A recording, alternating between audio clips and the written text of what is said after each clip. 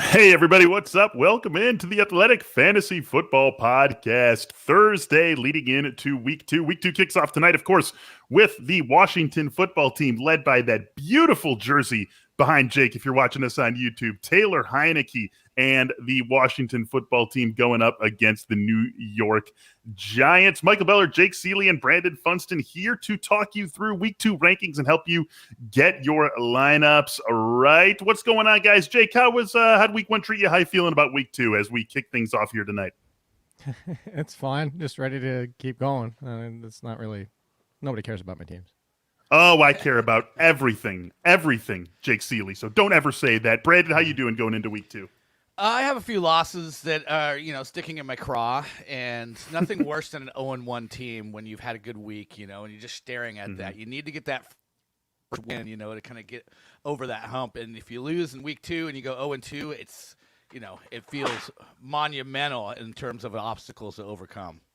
Yeah, it really does. You definitely want to have at least one win in those first 2 weeks. We're hopefully going to help you get to that as we talk through these rankings on this episode of the Athletic Fantasy Football Podcast, presented by Visa, a network working for everyone. Guys, let's start things out at the quarterback position as we always do. And as I was going through your guys' respective rankings, I noticed two fun, major differences of opinion at the quarterback position. So we are going to start off with the first one, and that is Teddy Bridgewater. Jake, you are pro Bridgewater. Brandon, anti Bridgewater, at least with respect to his overall rank. So Jake, we'll let you make the pro case first.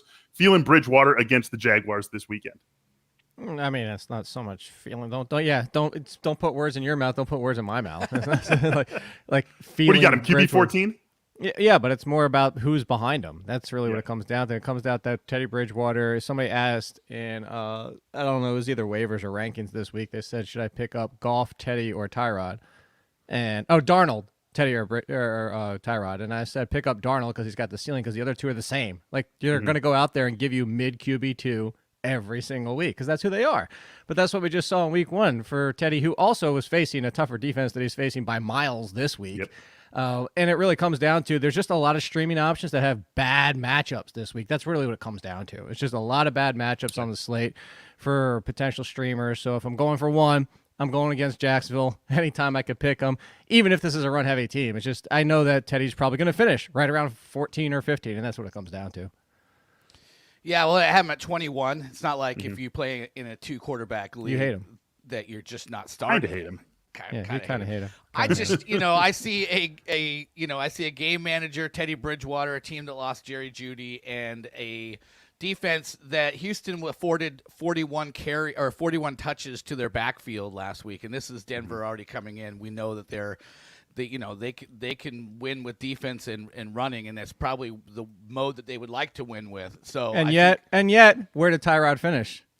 Tyrod 12. Yeah, but he had. If you take away 40 rushing yards, you can't take away things, and he also had two touchdowns. I'm just saying, is Bridgewater going to do that? That's what I'm saying. Is Bridgewater going to get 40 rushing yards? Probably not. So and also if you watch the game, there was a little bit of the Brandon Cooks luck on a couple of the long balls. That one bomb that was just ridiculous. I mean, I don't think you can plan for that week in and week out. So no, but you can plan for Courtland Sutton.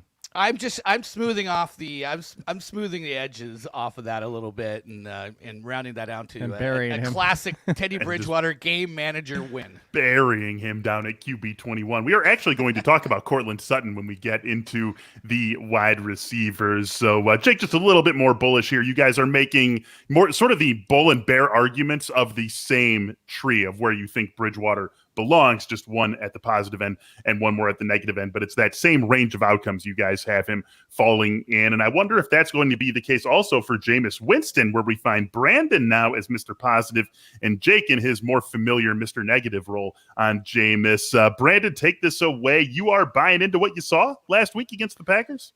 Well, I mean, he looked good, 70% completion rate, 5 touchdown passes. We're going to knock him because he had a bunch of great field position, and, he was efficient when they got the turnovers and had the ball in range to score. He got the job done.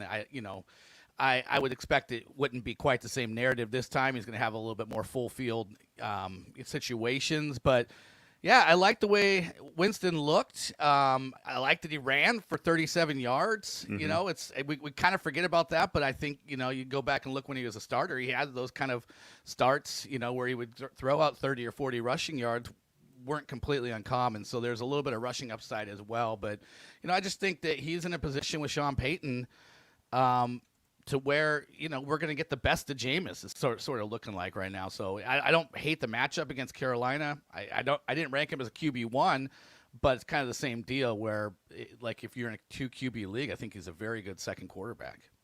Yeah, but where's the difference, Miller? Where does he have him at? Because You're a QB 13 at last check, Brandon. Okay, so not a huge gap. I was curious because he said not QB1, so I think that's as close as you could get by being 3 spots. I mean, I have him 16, so I don't hate him. It's just the touchdown efficiency. You mentioned part of the reason was it's just part of the reason, as you mentioned, was the field position. You know, you want to take that, and that's similar things. So, like, you could take things away from all quarterbacks and make arguments, all these type of things. But at the same time, it just comes down to, I mean, if you're gonna throw 5 touchdowns on a record-setting situation that no quarterbacks ever threw that few yards, he didn't even throw for 200 yards. That's really what it comes down to. Didn't even throw for 150.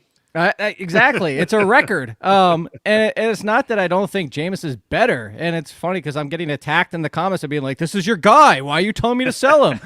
I'm telling you to sell him because everything is cyclical, you know, like it's, you know, roller coaster, whatever way you want to look at it. Because I said, somebody brought up Najee Harris too. And I know we're not talking about it, but for the comparison here, it's like you were saying, buy Najee Harris. And you say sell going into week 1. And then you're saying buy again. And I said, yeah, because people are overreacting to the fumble. It can be, like, these things change week to week to week. Winston's not going to throw 5 touchdowns, even if he throws for 300 yards, mostly because I doubt that he throws for 300 yards with Callaway still as his number 1. Mm-hmm. He needs at least Traquan or somebody else back. And don't talk to me about Kenny Stills. I love the fact that Kenny Stills is back and relevant, potentially, but don't talk to me about Kenny Stills. That one completely blew by my radar. Wasn't even thinking about Kenny that Stills. They added Kenny Stills? I actually might have to move him up to. Can we get him to get a touchdown this week, and then we could have Amendola? Can we get Chris Hogan a touchdown? Can we get him back on the roster? Hogan got the touchdown. Oh yeah, that's right. So is Amendola Hogan? Yeah, all we need is Kenny Stills now. That's right. Yeah, get Kenny Stills, and it's just just round it all out right in the first 2 weeks of the season. I'm very interested in this game. This is a game that's at the top of my radar for ones to watch. Kind of like the Panthers plus 3.5 in that one, but that's a different show. Best on the board. Be sure to check it out. Let's get on to our guy, you guys, because man, I'm feeling left out in the cold. You guys, Joe Burrow traitors. You guys have him both have him outside the QB1 class. Bengals are going into Chicago, where they are at last check 2.5 point underdogs. It's a good Chicago defense, but man, it seems like you guys are saying if you went with 2 QBs in a 1 QB league and Burrow's one of them, that maybe you want to look to the other one. What's the case for this one, Jake? It's just matchup. That's really all it comes down to is matchup. And on top of it, Joe Burrow didn't throw that many times. For somebody that sat here, admittedly myself, saying he was going to lead the league in attempts, they leaned on Joe Mixon. He didn't even get 40 pass attempts. Actually, correct me if I'm wrong. Did he even get 30 in that game? And that's really what it comes down to is overtime factored in. Yeah, okay. So, like, but, you know, does he – the situation here is against the Bears. Let's talk about – well, everybody's like, well, look at Matt Stafford. And Matthew Stafford was 20 for 25 or 26 last week with over 300 yards and 3 touchdowns. I think Burrow can get there, but I still don't trust Burrow on the Stafford level yet. Not to mention the Rams' offensive line versus the Bengals' offensive line is like night and day. And if you want to look at some of the things for metrics-wise, what I always look at for streaming defenses is adjusted sack rate, but also pressures allowed by the other offensive line. Well, the Bengals were top 5 in allowed pressures, and the Bears are, I know, at least top 10 in the sack rate, or at least pressure rate. So it's just a concerning matchup. That's all it is. Yeah, so I either had Burrow ranked 12 or 13, depending on where I was feeling about Ryan Tannehill during the preseason. Those guys went back and forth with me between 12 and 13. I have Burrow ranked 14 this week. So the matchup is a downgrade of 1 to 2 spots, depending on where I was at, with Burrow, if you want to call him my number 12 or number 13 coming into the year. So I'm not really down on Burrow. I just think he's, given the matchup, he is best served in a quarterback 2 capacity if you have one of the guys in the top 12. And by the way, I've ranked every guy I think that I finished with my top 12 at quarterback going into the season is ranked in my top 12 this week. So There's really no room for Burrow in there this week. Well, and I'm looking right now, just so you know, Biller, he is going to move up definitively at least one spot because Baker is right in front of him. And with no Odell Beckham, that's with Odell Beckham. We got to move Baker back down. This is Thursday updates coming for everybody out there.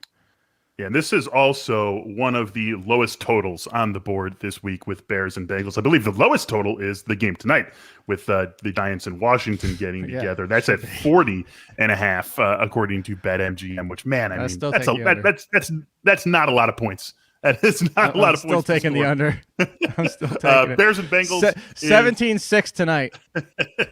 Bears and Bengals are sitting at 46 for their over-under, which is the quick scan, the fourth lowest total on the board this week. Brandon, you had a ranking that really jumped out at me. So Josh Allen is QB9. Let's hear the case for that. I mean, you're still starting him, obviously, but down at QB9. What's up with that?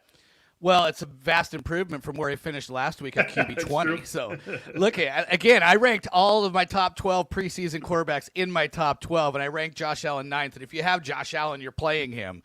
I'm just, I'm factoring in it's a good matchup. I'm factoring the fact that watching Josh Allen last week, he didn't look like 2020 Josh Allen. And, last year I was just wowed by him all the time. It looked like he wasn't quite up to midseason form. And I thought Miami is a good defense. They have good corners. I think they'll make life a little bit difficult for Buffalo. I'm still ranking him as a top 10 quarterback, but, probably you'll have to use his legs a little bit more to make that happen this week. Jake, you want to get in on that at all, or can we just move on to our next question? I thought you were going to move on to my person. Yeah, I have Josh Allen still inside my top 5. Yeah, exactly. So still feeling like there's a good bounce back case for him against the Dolphins. Bills 3.5-point favorites in that game on the road, and what could be a tough matchup. Who's your person, Jake? Who is it? Who just go right into it. I don't know. I thought you were going to cue me up. I thought it was the one that's going to it was surprised in my rankings. I was confused there. No, we're good. We're just going on to our last question at the QB position. Jake, you can take this one first. A surprise starter who's likely on someone's team, right? We're not pulling guys off the scrap heap. So someone who's probably sitting as a default QB2. You're saying maybe actually he's your QB1 this week. Well, I mean, it would have been Teddy Bridgewater, but we already talked about him. So if we could do, I would say I'll roll back. I'll go back to Tannehill if you're concerned about him. He has 12 for me, but like Brandon said, still, I think I had him at 12 as 13 or well to start the season. Jameis would be the one. I'd say the one that might concern a lot of people for the matchup purposes, but where I'm going to go back to is I'm not kicking Trevor Lawrence outside of the top 20 yet. And I know it's a bad matchup and Daniel Jones just struggled, but what it comes down to is it's just the fact that it's the same argument we made for Gardner Minshew. It's the same argument we made for Blake Bortles. It's the same argument we've made for most Jaguars running backs over the years. There's garbage time coming. Like every single week, you're going to get garbage time. And for all intents and purposes, Lawrence really did nothing until garbage time. So I'll still roll out Trevor Lawrence as a top 20 over people like Cousins against the Arizona, which is starting to look like it might be a scary defense for this entire year. As much as I love Heineke, Derek Carr, Sam Darnold, I'd still keep Lawrence out there over those kind of guys. Yeah, like I said, I don't have any surprises in my top 12. Ryan Tannehill, I do still have at 12. If you're thinking about sitting him, I think this is a pretty obvious takeaway from week 1. Their play action was way down. Like the Tennessee offense should not be a mystery as to how they're successful. And I think, they'll look at the game film and say, why aren't we just doing what we do, which is feed Derrick Henry? You hope. And then live off of play action. And they weren't doing that. I forget what the percentage is, but it was way down compared to where they were. Low teens. Yeah, exactly. After being 34% last year, I think everybody was talking about it. It was like half the rate. Yeah, it was. This is one of those things, though. You say hope, and that's why I said that, Brandon, is because maybe Downing is just he's trying to be smarter. Trying to put his stamp on the offense. Yeah, it's my offense. I know better. Yeah. I will say, if they run out there with like a 15% again play action, week 3 is going to be full panic mode for the Titans. Yeah, that would be fair. But yeah, if he's trying to be smarter by being stupider, I mean, that might just be what he's doing. How many? I mean, it wouldn't be the first time. It feels like a bounce back spot. Yeah, it feels like a bounce back spot for the Titans going up against Seattle. We expect that game to be high scoring, second highest total on the board, I believe, behind just Chiefs and Ravens. So it feels like a spot where that Titans offense certainly could bounce back after that ugly. Let's be honest, where Downing's coming from. He's coming from coaching tight ends. Yeah. I mean, who? You remember who the last one was? Is it Freddie Kitchens? Thank you. There you go. Yeah. Look at how that worked out. Yeah, right. There we go. All right. Oh, man. Tight ends, offensive coordinator, head coach, back to tight ends, and basically back to irrelevancy. Man, calling out a Freddie Kitchens jump 15 minutes into the show. I feel like, that's it. You guys do the rest. I'm out of here. No, it's just kidding. I want to stick around. It's a lot of fun stuff that I still want to talk about here as we move on through the rest of our positions. Hey, any moment that comes to you in life, you want to be ready for it. And Roman, is here for you when that moment arrives. Go to GetRoman.com/fantasy now to talk to a U.S. licensed healthcare professional. With Roman, you can get a free online evaluation and ongoing care for ED, all from the comfort and privacy of your home. U.S. licensed healthcare professional is going to work with you to find the best treatment plan, and if medication is appropriate, ships to you with free 2-day shipping. The whole process straightforward, discreet, totally simple. All you got to do is go to GetRoman.com/fantasy to complete an online visit. You can take care of your ED without leaving home. Complete that online visit today to connect with a doctor and take care of it. And if you do that, GetRoman.com/fantasy, you'll get $15 off your first month of treatment. Again, that is GetRoman.com/fantasy for $15 off your first month of treatment. Summer coming to an end here, but the warm weather is still sticking around in plenty of parts of the country. That means you're going to want to be cool and comfortable when you go to sleep, and Brooklinen has you covered there. The right sorts of sheets and pillowcases to give you those cool, comfortable nights. And hey, fall, winter, those really aren't too far away either. They've got the flip side of the weather situation when you're sleeping covered. When it gets cold, you want those warm sheets. Brooklinen has you covered there as well. They've got tons of options, whether we're talking about the material, the print, the color, all there for you, and plenty of options for bath robes and towels as well. Go to brooklinen.com and use the promo code ATHLETIC to get $20 off a minimum purchase of $100. Again, BROOKLINEN.com. Use the promo code ATHLETIC and you'll get $20 off a minimum purchase of $100. All right, guys, running back time here, and there's really no place that we can start other than in San Francisco. Eli Mitchell and Trey Sermon, at least we think Trey Sermon, will be active this week. Jake, how are you treating these two guys if you have either one of them on your team? So I just got in a big debate about this yesterday with Jeff Ratcliffe, my All in Football one, and he doesn't have Mitchell inside his top 20. I made a list and kept going down and down and down and down of a lot of guys and like split backfields and stuff. Or he's starting over Mitchell. I can't say he's wrong, except I will from my opinion. This is why I'm ready to go down with this. I'm ready to take it on the chin from Shanahan and get the Shanahanigans as we always do, because this is not like. I went into yesterday saying he's 18 for me. He's top 20. I am starting him over Barkley. I'm going down, like we just saw it. And, I'm a Mitchell fan, and I still thought it was going to be Sermon. So let me make that clear. And the fact that this is coming from Sermon, was ranked higher in my draft kit, was ranked higher in my NFL draft breakdown. But what it comes down to is it's not just Mitchell. It's that they brought in Trenton Cannon. Yeah. And I don't think that Trenton Cannon is he shouldn't be ahead of Trevor. I don't care how upset Shanahan is with Sermon. You can't put Cannon in front of Sermon, except it's Shanahan. He is the one person in the NFL that will do this. And if Cannon is active and Sermon isn't on Sunday, 18 might be too low for Mitchell. And then holy crap, panic mode for Sermon. If Cannon is active over Sermon, It's just you feel good about blowing your entire budget on Mitchell going forward. Yeah, I agree. I just think this is going to be an Eli Mitchell week once again. They had they obviously kept Sermon inactive last week, and Mitchell was number 2, and Hasty was number 3, and Mostert goes down, and they give Hasty 1 carry. It's all Mitchell. So, it shows me what they think of Hasty, but it also shows me that, like Jake mentioned, they're bringing in Cannon. I think Shanahan right now is willing to ride Mitchell at least another week, and I think if they do activate Sermon, I don't think they're ready to throw him into double-digit touches right away. I get no sense of that whatsoever. So ultimately, maybe, I think something's going on, because he's doing the same thing with Ayuk, kind of maybe trying to light a fire under him. But at least Ayuk was hurt. Yeah, but he's also saying he's got to differentiate himself from Trent Sherfield. That's where I agree with you. I agree with you. Undrafted Vanderbilt guy, journeyman that got washed out of Arizona. Give me a break. Brandon Ayuk, we've seen him play like a first-round pick that he is. Come on.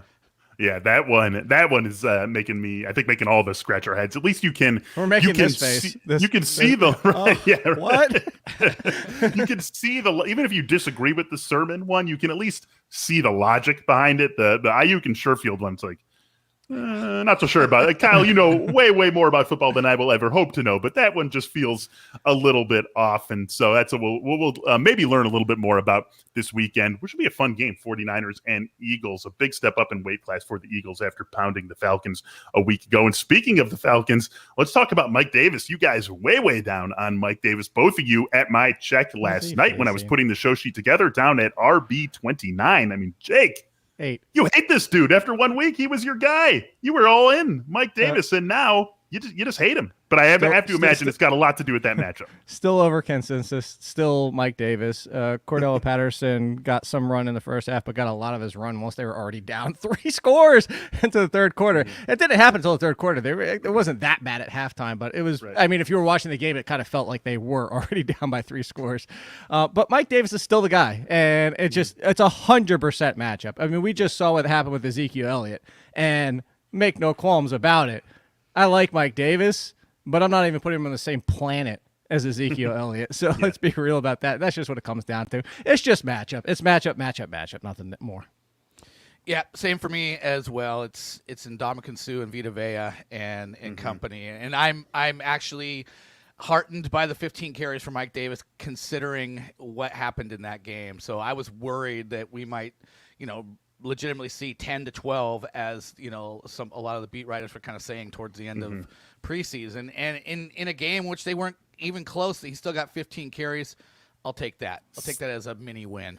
6 targets as well. And so you do worry a little bit about the fact that we saw Dallas with that pass heavy game plan, able to not only stay in it but nearly win that game against Tampa. And sure, they were benefited by a couple of turnovers and a couple of short fields that maybe Atlanta can't duplicate, but still, you worry maybe a little bit about Mike Davis in that they can look at that blueprint from Dallas and say, Dallas used this and nearly came away with a win. Maybe we should try to follow something similar and be pass heavy. Good news perhaps for Calvin Ridley and for Kyle at your show Pitts. sheet.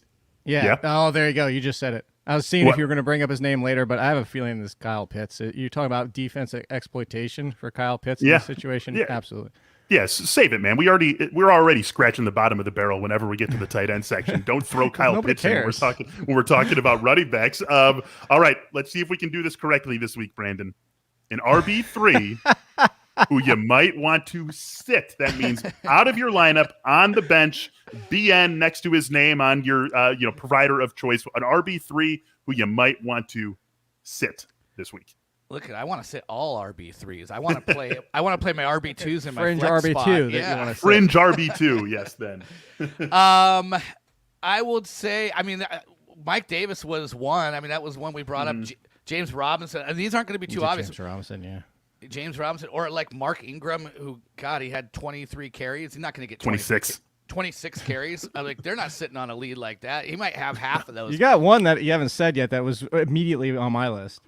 Did I? Myles Gaskin? Mm-mm. Okay, go ahead. There's a few. You go ahead and throw one out that I haven't named yet. So, Saquon? No. Although I have Saquon Barkley at 21. I had him at 18, willing to take the risk last week. And I'm still willing to take the risk because he's 21. He's not 31. But now he's even further against Washington in a short week.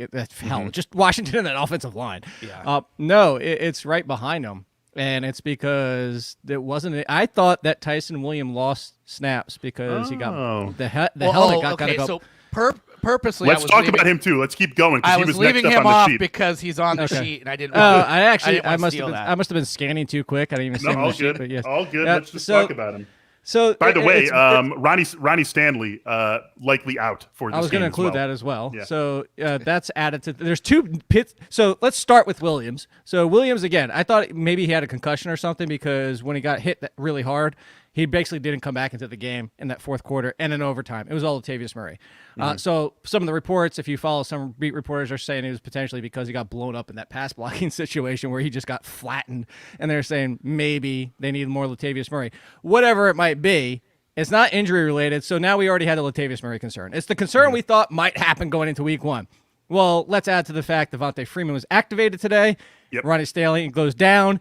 it was what we talked about last week, and we all assumed could be the case that Williams could be the lead still, question mark. But even if so, it's 40 to 50% with their other half, potentially even more than half. He might only be like the lead with 40% is going to Freeman and Latavius Murray, and then of course Lamar Jackson running on his own. So there you go. How does Freeman's affect Williams?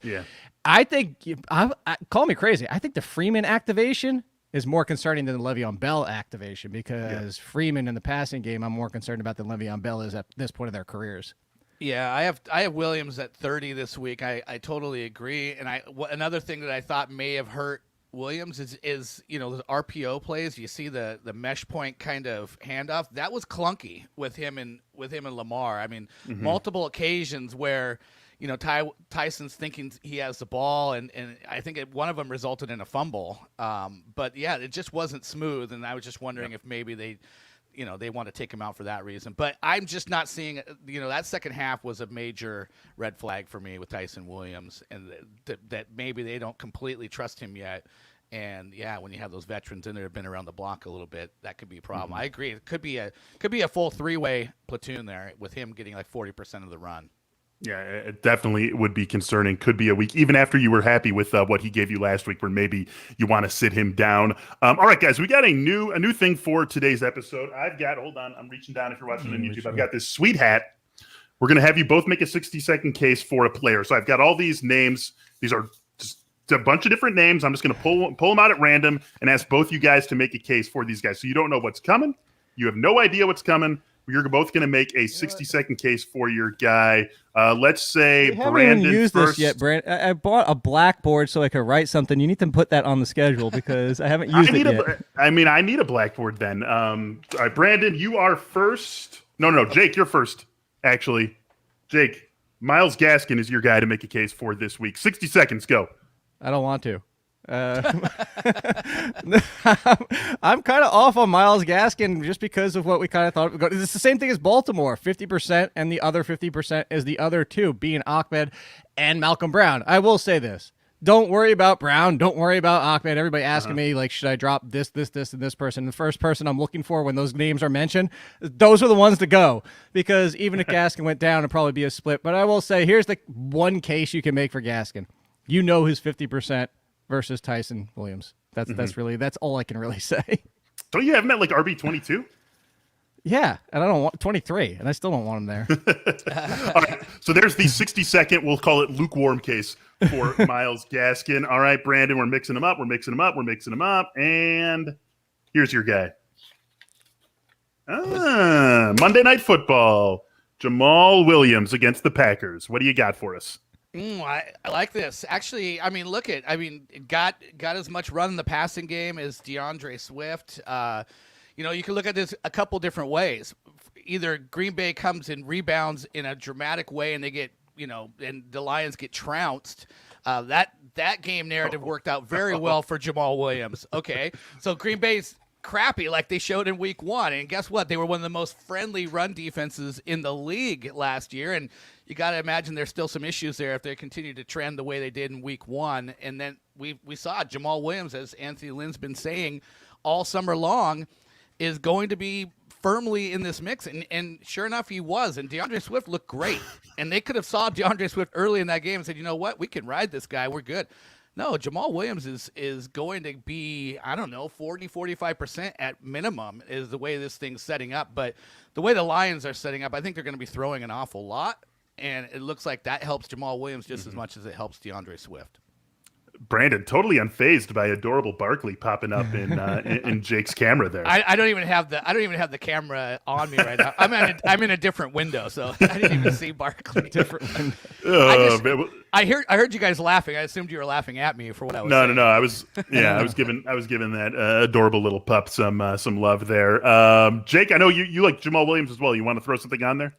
Not too much. It's the same thing as Jamal Williams. I have him 31. I would play him in front of James Robinson. I'd play him in front of all the Jameses. James Robinson, James Conner. Is there another James we could throw out there potentially? Would you play him in front of all the Williamses? All of the Williamses? Not Javonte. No. I know. I got 100%. Javonte higher too.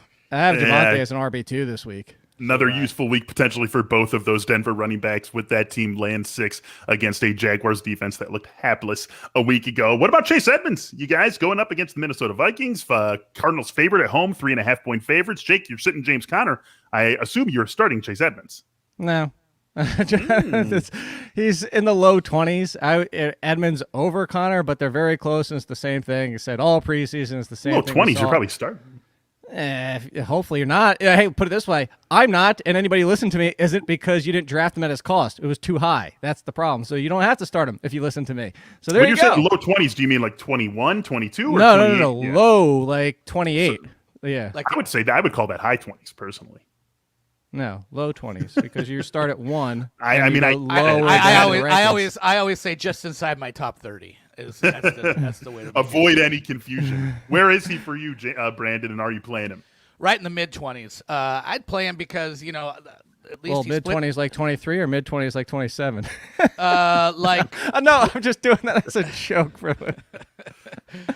26 if you want to know. But there we go. But I would feel fine playing him because, he split the carries with James Conner, but he also got the 4 catches. And, that's why I have him over Conner, but I don't want to start either one of them. Exactly. But I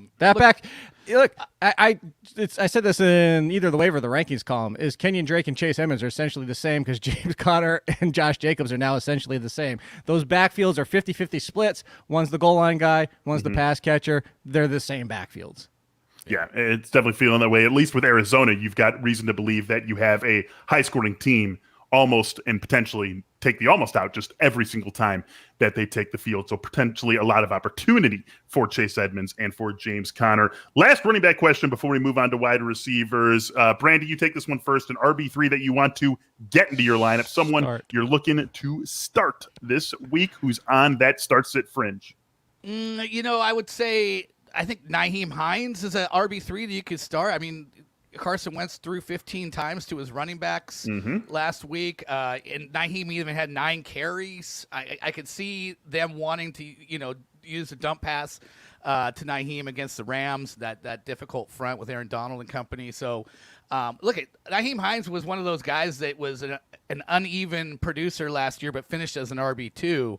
I don't see why there's any reason why it's not going to be the same again. So, and I just feel like maybe the way things started in week 1 and the matchup this week is conducive to him being involved fairly heavily once again. So if I'm going by consensus, it's Javonte Williams who is in my RB2. Javonte's not a consensus RB2 this week?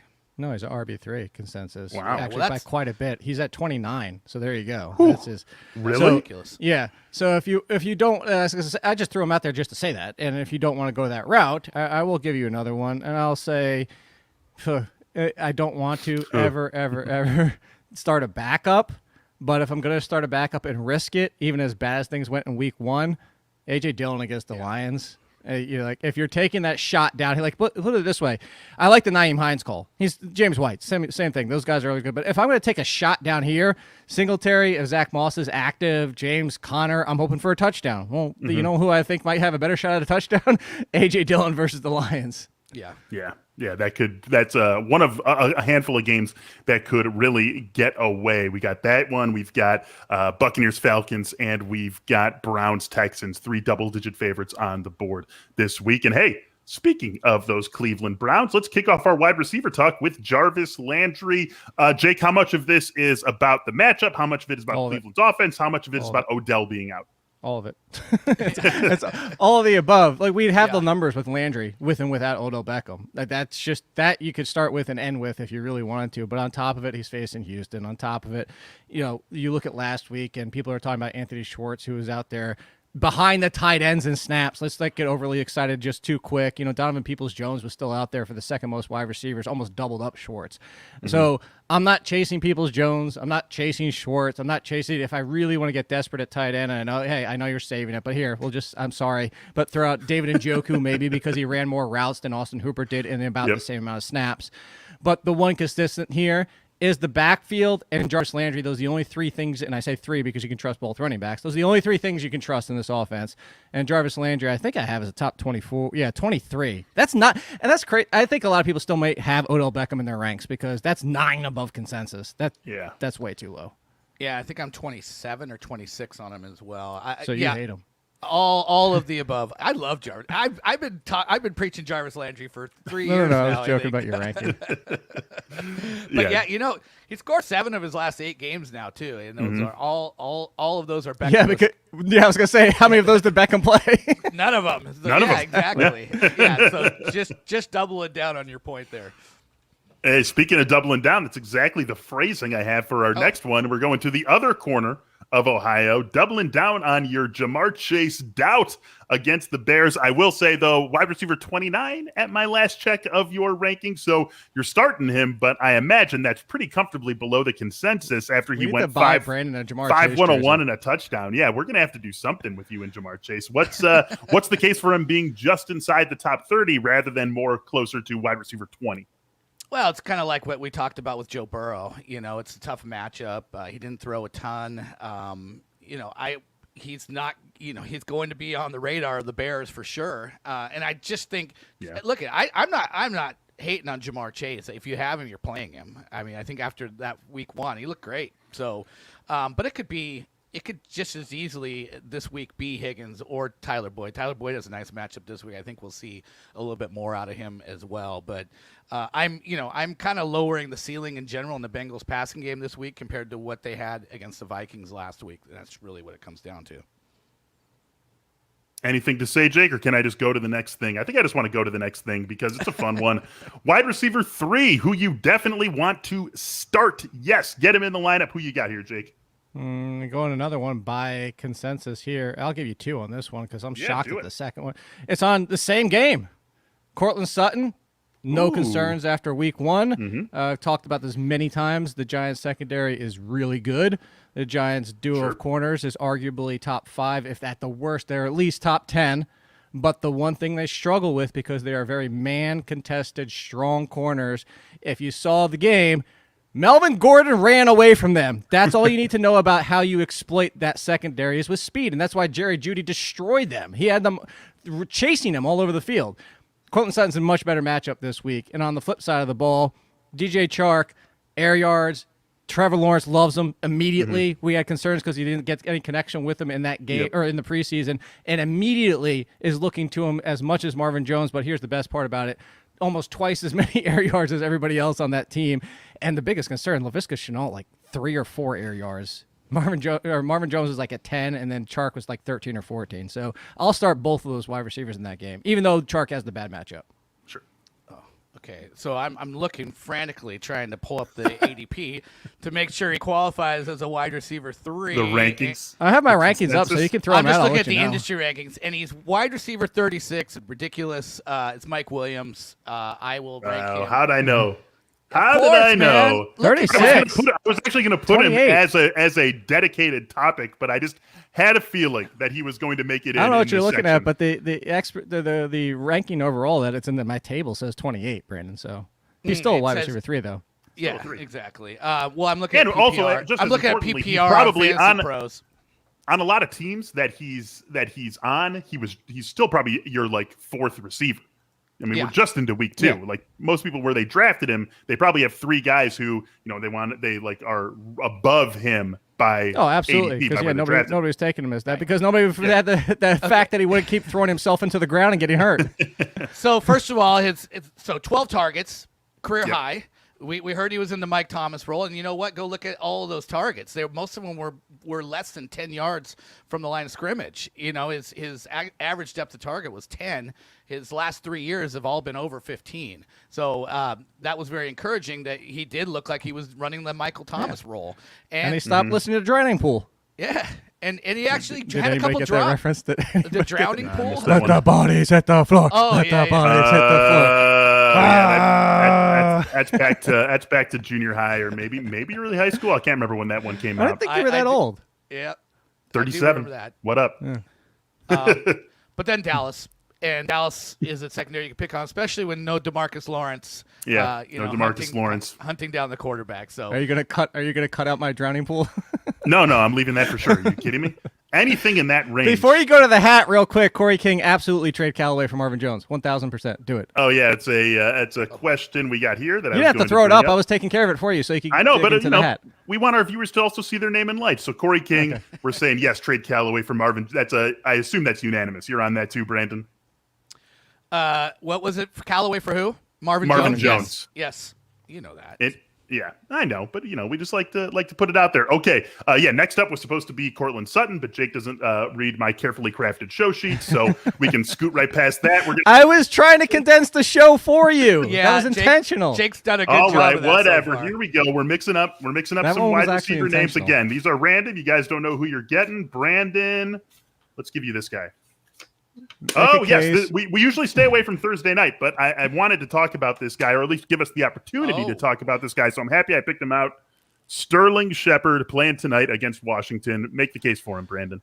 Well, you can just go and cut clips from all of our past shows where we said this guy's one of the most overlooked guys. That really the only issue with Sterling Shepard has always been the fact that he just can't stay on the field. He can't stay away from the questionable tag, but he's healthy, and I think the biggest thing for him is Kenny Golladay and just having someone out there that's going to pull pressure away. And Kenny Golladay, I mean, I thought he looked pretty good. It wasn't all vertical last week. He had some nice catches over the middle.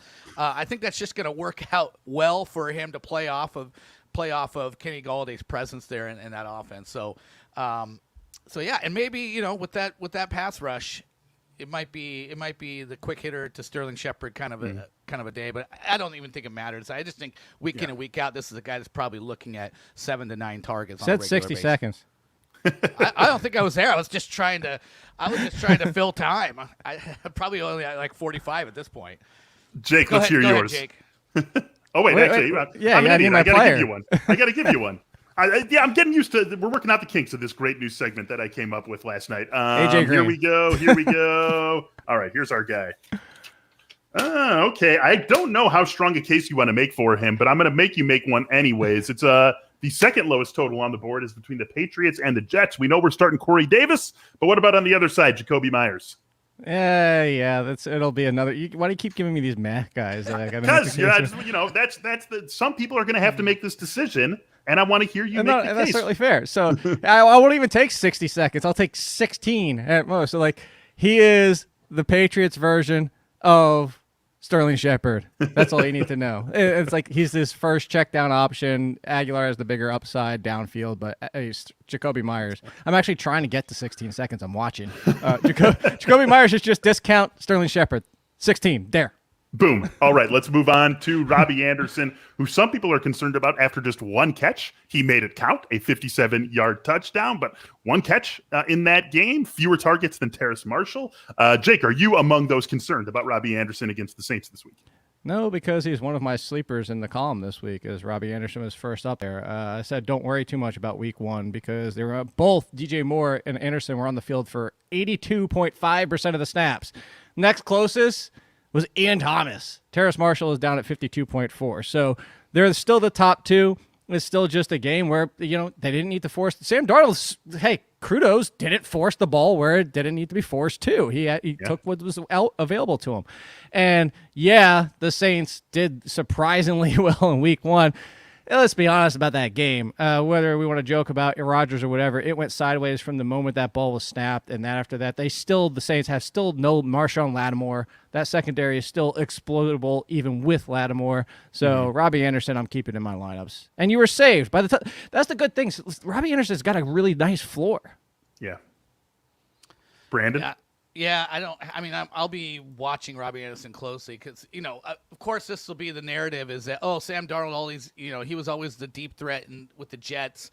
And, then he came to Carolina and he was the guy that was catching all the short area stuff. And DJ Moore was the guy that they were sending deeper more. And now Darnold comes to Carolina. And what happens in the first game is Robby Anderson gets one deep ball and that's it. That's a little too cute, but I do want to see how things play out this week. I'm in kind of the watch and see mode with Robby Anderson and not going to push him as a sleeper like Jake is. I'm not guaranteeing it's going to happen, but I'll be watching with interest. Brandon, we already heard from Jake on the Jags wide receivers, but we did have them in here as a dedicated topic. So just really quick, how are you treating those three guys if you have them? And let's just assume that, you drafted them at ADP. So you've got, Marvin Jones where he was going, Chark where he was going, Visca where he was going in this game against Denver. How are you feeling about these guys? Jake, pretty bullish on all three.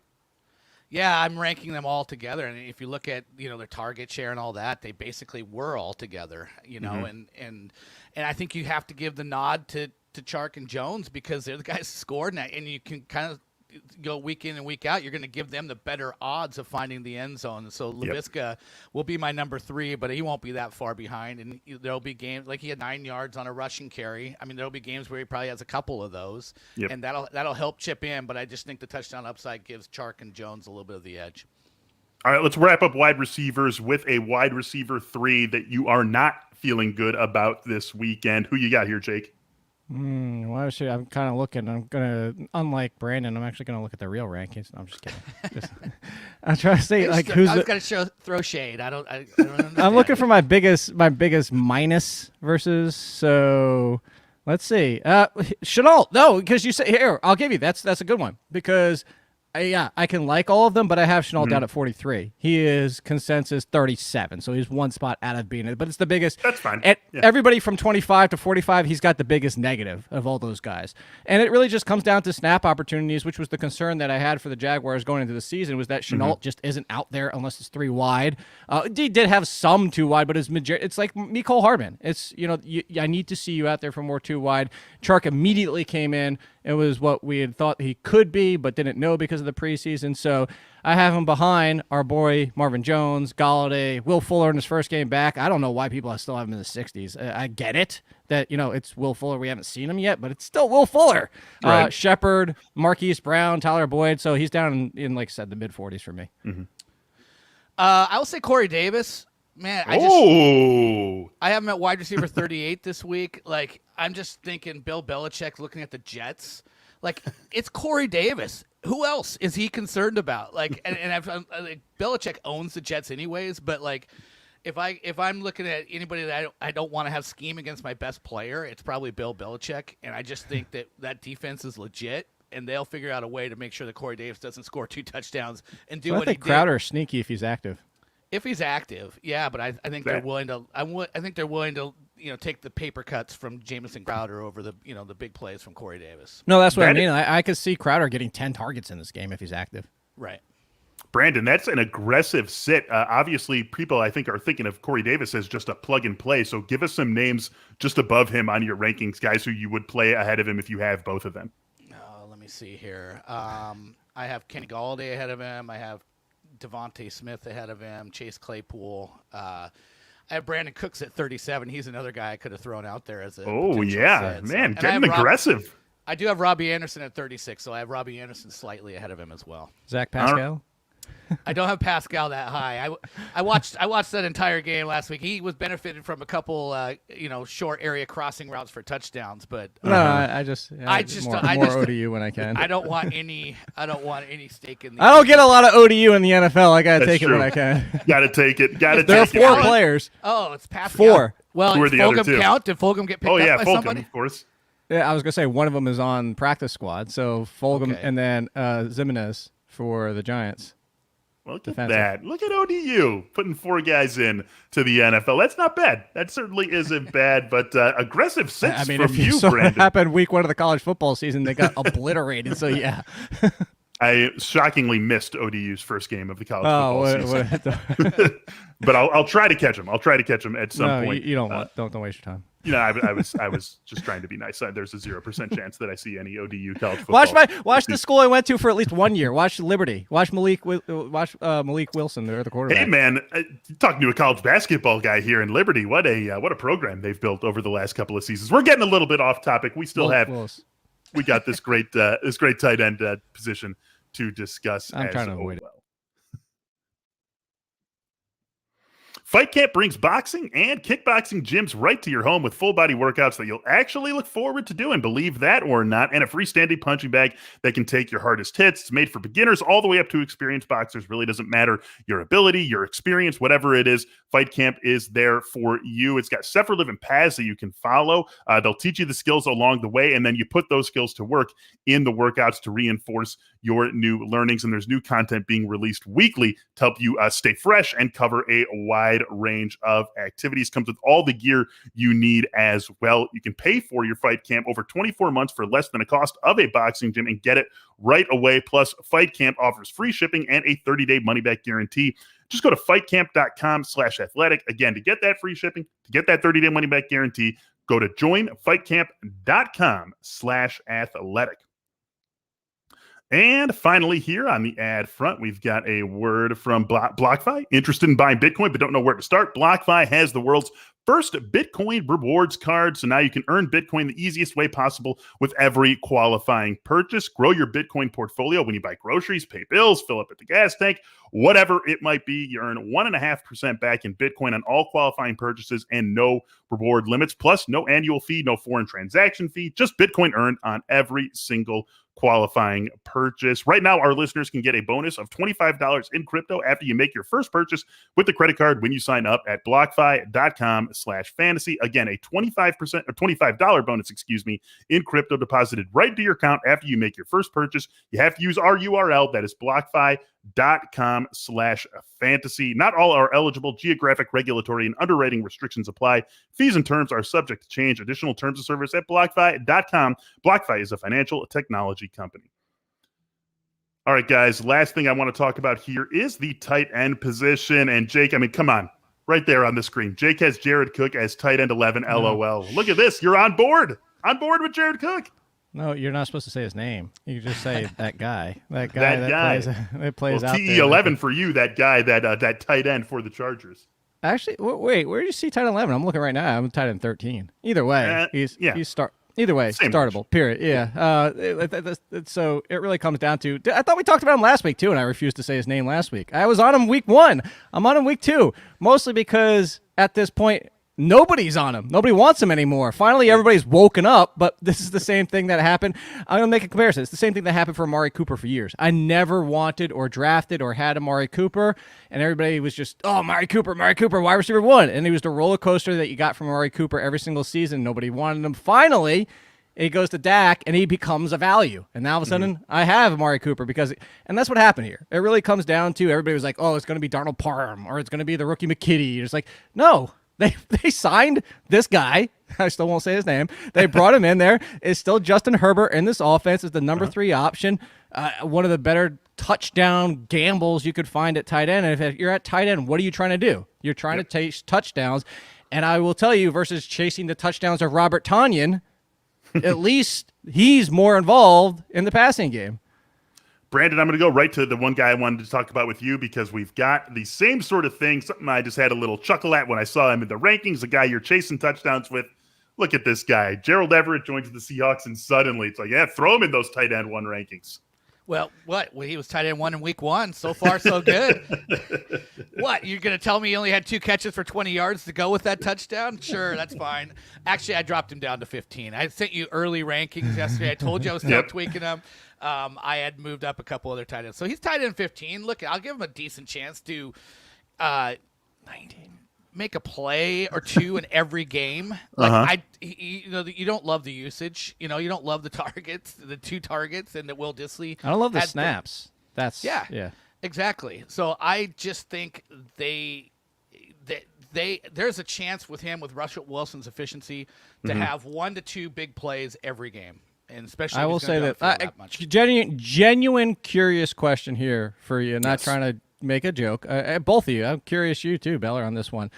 Because the tight end I have one spot immediately in front of him is plus 20 in consensus, and I already brought his name up. David Njoku. Same situation, split snaps with Austin Hooper, but ran more routes, and again, no Odell Beckham. I'd rather risk Njoku than Everett.